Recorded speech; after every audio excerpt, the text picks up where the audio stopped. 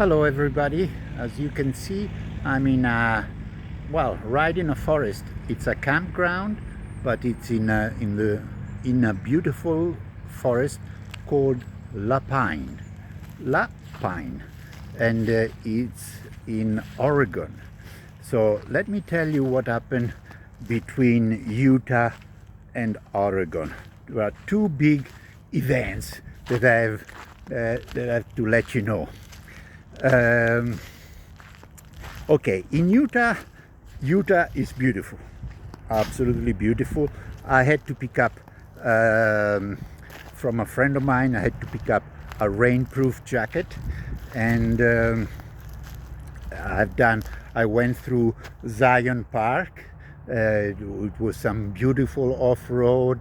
I went to another friend in St. George called Tyler, who is famous on YouTube with the name of Ever Ride, and he organizes rallies as well. I met a few other riders there, and then as I kept going north, I entered Idaho. Idaho is pretty different from Utah, and it's rather vast plans of land, and yeah, there are some mountains, but kind of scattered away.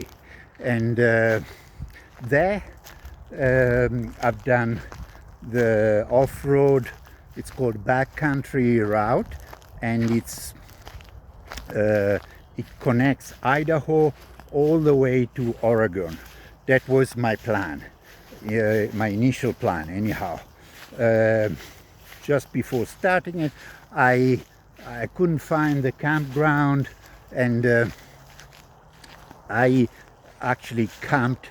I set up my tent in the backyard of somebody's house. Of course, I asked for permission, and and they helped me through that off-road connect route.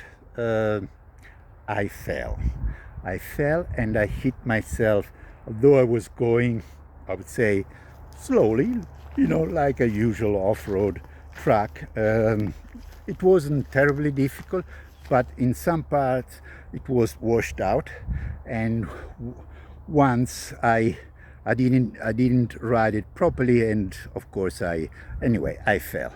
And falling, I hit my rib cage, and my back ribs are probably broken now because, I have problems sleeping at night. I cannot lean on that side. I always have to lean on my left side. I have problems even to get dressed. And so this is something I have to live with for, I'm sure, at least another month. Okay, this is one big news. Wasn't very good news. Then a second one. Okay, I kept going, so I decided, okay, I'm not going to do off-road anymore. I'm at least for a while, and I'm going to go on the asphalt. So it's pretty smooth, and everything was good. I reached a town called Boise. It's Boise, and pretty large town. And in the campground, right now I've actually reached a river. I'll show you where I am. There are some other people. Mom's shoulder needs a break. Okay. And yeah, it's a nice little river. People come to the campground just for the day, and yeah, just to enjoy the river. So let's get to the second part of my tale. So I was in this campground. I set up my tent. All was fine. The tent was, let's say, on the right side, of the camp, and the toilets were on the opposite side. So I had to walk through many RV vehicles to get to the toilets, and I did. Anyway, I took the motorbike, and then when I came back, this is a pretty dramatic story. Let me tell you. Well, my tent was moved to the front, to the entrance of the campground. I didn't know why, and there was a janitor next to it, and then the boss of the campground came to me, the manager, and he was very apologetic. I didn't understand exactly why. I would understand. I would have understood a bit later why he was so apologetic. And anyway, I finished to set up the tent again, and within a couple of minutes, a guy arrived, and he came rushing out of his pickup vehicle, and said, he started to say, who are you, Englishman? Get out of my country. If you don't get out of here within 24 hours, I will kill you. Honestly, that's what he said. So I realized this guy is drunk. Okay, so whatever he was saying, I was saying, yes, I'm sorry. What did I do? Because I didn't even know why he was so upset with me. And he was upset because when I went to the toilet, I crossed his RV vehicle twice. And so I said, I'm very sorry. It will not happen again. You can be sure. Trying to not to reason with him, but to make him feel happy, let's say. And then the manager rushed in. Another guy came.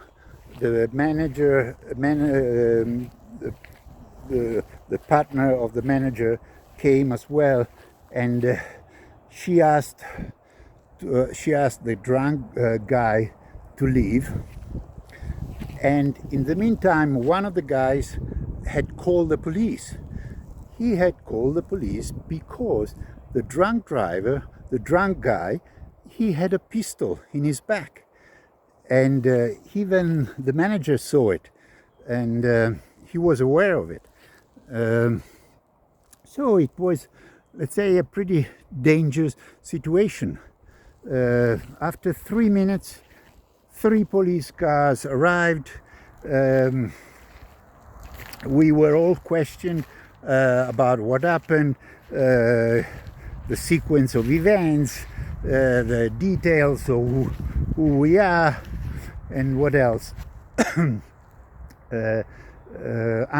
One good thing, the sheriff told us that the guy had been stopped while driving, and that he was going to spend the night in jail because nobody wanted him back, let's say.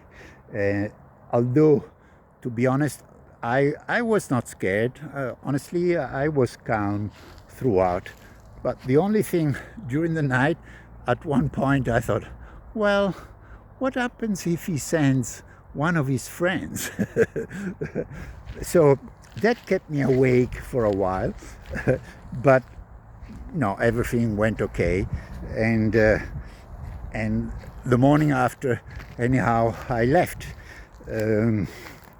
So this was in Idaho. After Idaho, I entered Oregon. And Oregon, as far as I can see, it's very different from Idaho. It's much more hilly and mountain, and so it's pretty gorgeous, I would say. Now I've reached this area where there are lots of forests, and I'm very happy to be in this campground because yeah, it's beautiful. It's just beautiful. The only thing, unfortunately, that this campground doesn't have showers. So is going to happen tomorrow when I reach the other campground, and which will be, I suppose, close to Eugene. And anyhow, I hope you enjoy this 5 minutes entertainment about my travelogue through United States, and I'll catch up with you later.